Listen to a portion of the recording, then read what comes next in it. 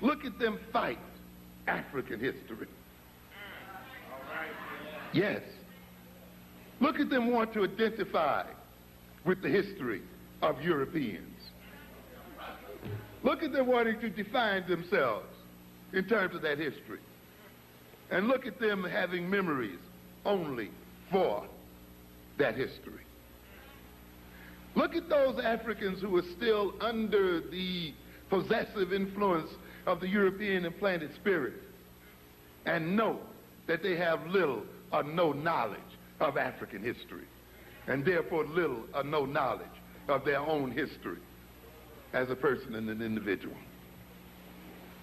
So there's a consistency between the consciousness and the history that a person has and the memory that an individual has. They frequently, for example, personalities differ in handwriting, artistic talent, or even in knowledge of foreign languages.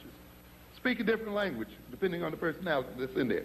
Multiple personalities typically develop in people who were severely and repeatedly abused as children, apparently as a means to protect themselves against the pain of abuse.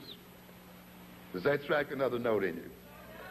Often only one or two of the subpersonalities will be conscious of the abuse, while the others would have no memory or experience of the pain. To a great extent, the personality of the African American today has been shaped by our desires to escape the memory of the slave experience, to deny its existence.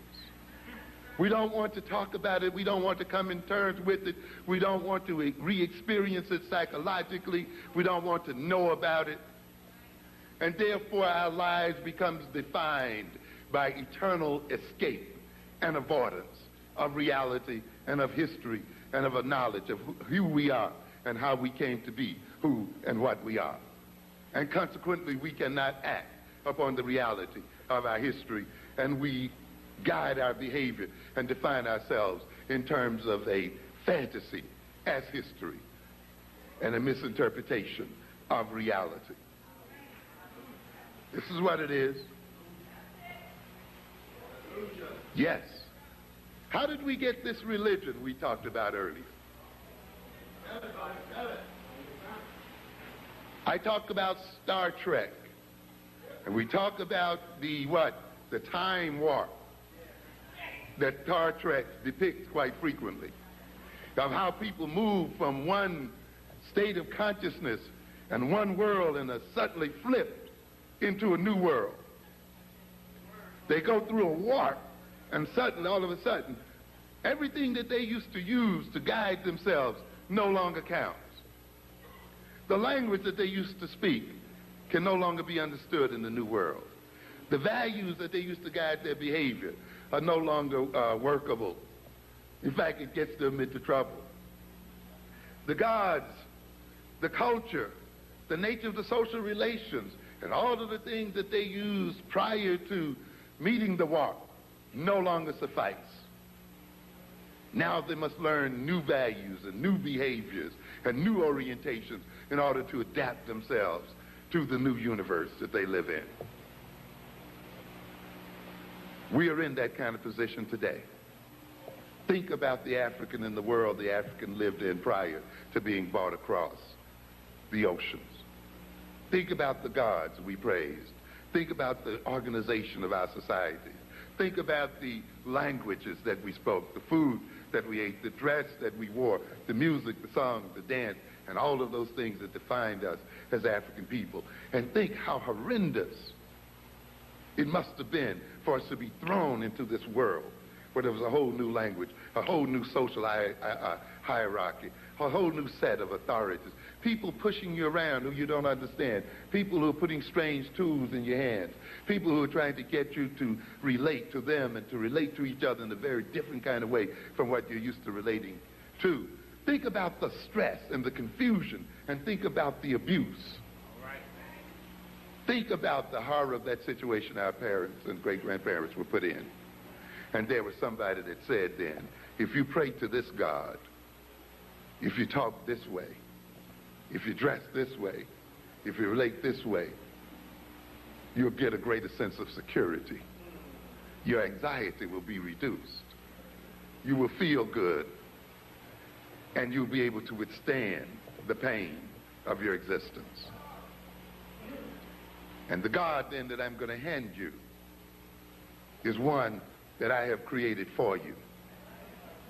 And a theology that comes with it is one that I have created so that you will continue to serve me as you continue to serve it.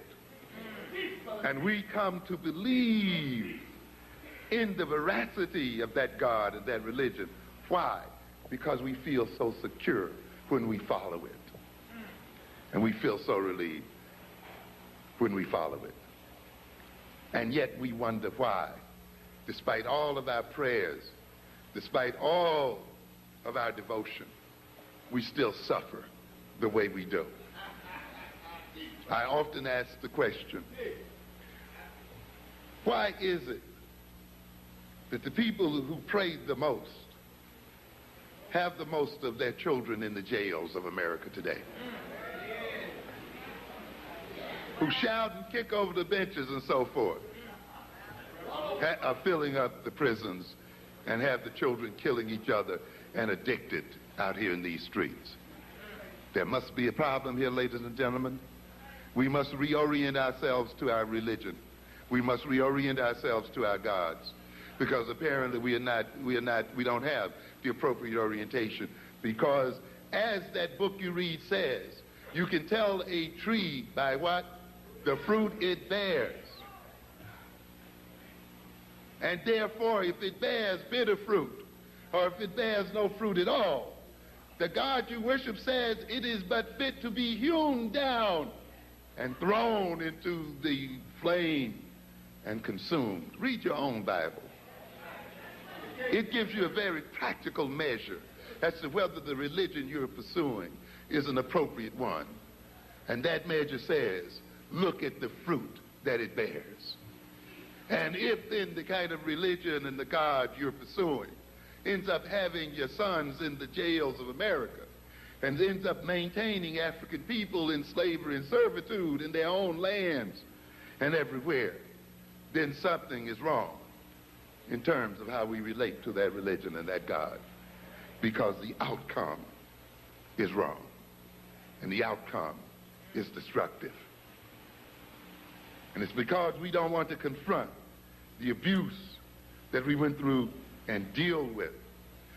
You see, when you go through that time warp, the only way you can ultimately come to understand the new world is to understand what happened when you went through that warp that transformed what? The personality, that made the personality what it was. And I find that interesting when further over, when I read here of what happens when the personality moves from one personality to another, when the body is possessed by one personality and that personality is displaced and another one comes in.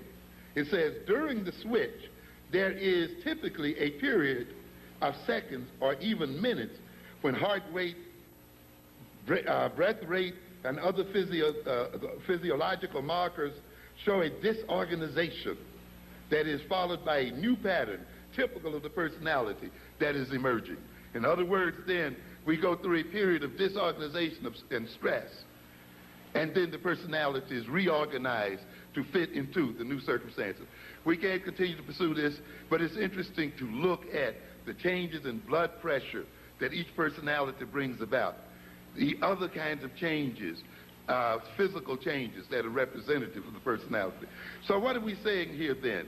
That each personality has its own name, its own history, its own memory, biography, way of speaking, language, way of thinking, way of perceiving itself, its own vulnerabilities. Each personality generates its own life space and generates its own types of social relations. Each personality has its own tastes and appetites and its own morality.